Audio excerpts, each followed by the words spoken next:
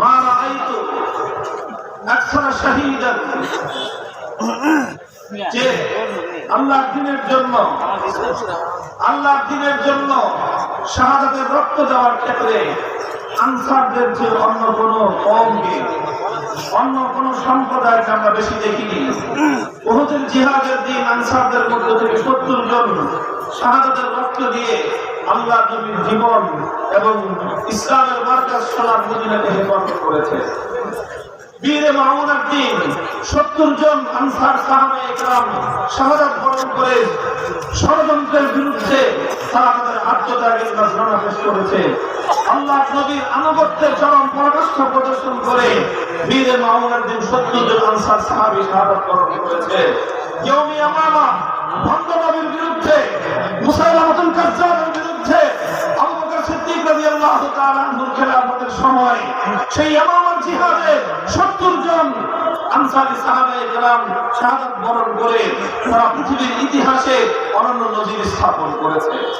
শাহাদাতের এই ইতিহাস যখন হাদিসের পাতায় বর্ণিত হয়, এভাবে আনসারী সাহাবায়ে কেরামদের, মদিনার আনসার সম্প্রদায়কে এভাবেই সাহাবায়ে কেরাম স্বীকৃতি দিয়েছেন এবং তাদের ভূয়সী প্রশংসা করেছেন।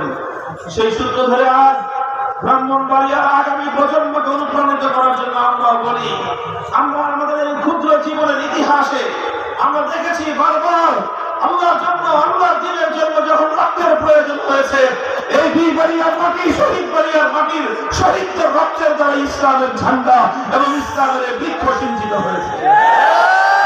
আমরা দেখেছি ২০০১ সালে যখন আল্লাহর কোরআনের ফতোয়া ইসলাম রক্ষা করার জন্য সেই ইসলাম নামক বৃক্ষের গোড়ায় শাহাদাতের রক্তের প্রয়োজন হয়েছিল, শহীদ বাড়িয়ার শহীদরা অকাতরে রক্ত দিয়ে ফতোয়া নামক সেই ইসলাম এবং কোরআনের বৃক্ষকে তারা সিঞ্চিত করেছে।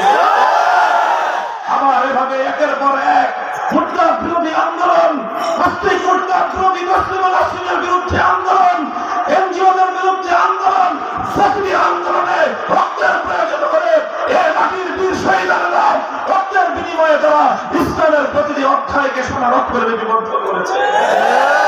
২০২১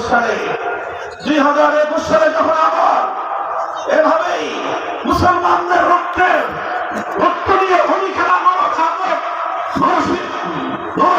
নরেন্দ্র মোদীকে যখন বাংলার মাটিতে এনে বাংলাদেশের স্বাধীনতার সুবর্ণ জয়ন্তীকে কলঙ্কিত করার চেষ্টা করা হয়েছিল, শান্তিপ্রিয় প্রতিবাদে নির্দয়ভাবে পাখির মতো গুলি করে হাটহাজারীতে মুসলমানদের সন্তান, এদেশের ওলামায়ে কেরামের প্রিয় সন্তানদেরকে পাখির মতো গুলি করে হত্যা করা হয়েছিল।